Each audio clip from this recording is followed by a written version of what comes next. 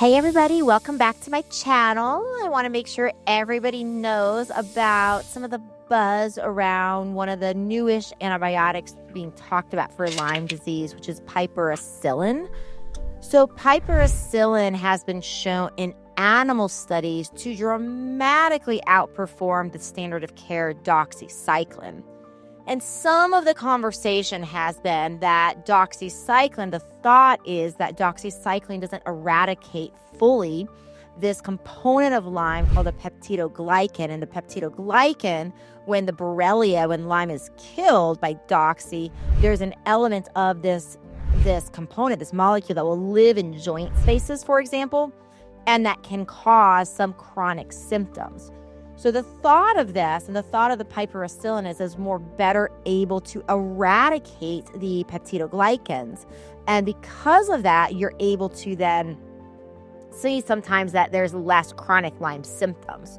So that's what the studies say. I still feel like this is a not very thorough component of looking at this, because from what I see in studies, the other studies are things like with Lyme, we have these three different morphologies. We have these three different shapes that Lyme can go in and out of. We have our L form, our S form, and our cystic form.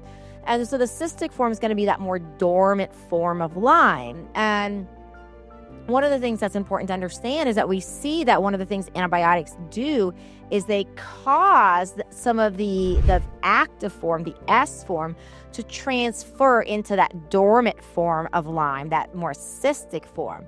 And when this happens, people actually get temporarily better oftentimes because there's much less activity in that form of the microorganism of the Borrelia. But the problem is that when that Borrelia turns out of that cystic form back into its active form, which it can do, then all of a sudden we see the symptoms flare. And so I really feel like with this, it's not as simple as just saying, okay, well, let's get after the Borrelia in a different way, but we want to make sure those dormant forms are killed.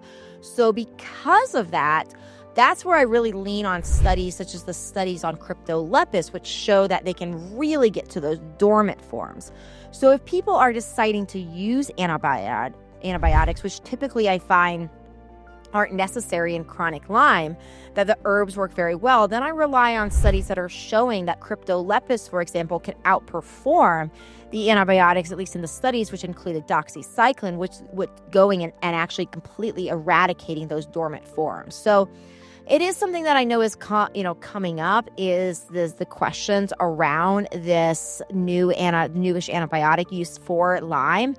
And I wanted to say that, we do want to consider this, of course, like anytime there's new research, but we also want to rely on the fact that, hey, we want to make sure that these dormant forms are really addressed, and there needs to be additional studies to say, is that even happening with this particular antibiotic, when other studies have shown that antibiotics typically do not go after that dormant form as well as herbal therapies. It's one of the reasons I've relied so heavily upon herbal therapy in my Lyme practice is because of studies like I'm talking about. Now, another common thing I see with Lyme disease is that people oftentimes have Lyme and the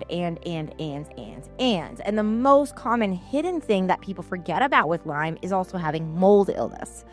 And so it's not uncommon that I see that people will jump from antibiotic to antibiotic to antibiotic looking for that perfect treatment, when part of the problem is that there's mold. And there's mold there, and we need to get to that root cause. So if you haven't taken my free quiz yet, please go to getwellquiz.com and take my free quiz, because what I'm doing there is in that quiz, the whole point is to put in your symptoms and to get information about other common missing root cause tests that you may not have done. So I do encourage you to do that, because like I said, so many times when people are not getting better, it's not just the treatment, it's that one of the root causes or multiple of the root causes have not been found. All right, everybody, see you in another video.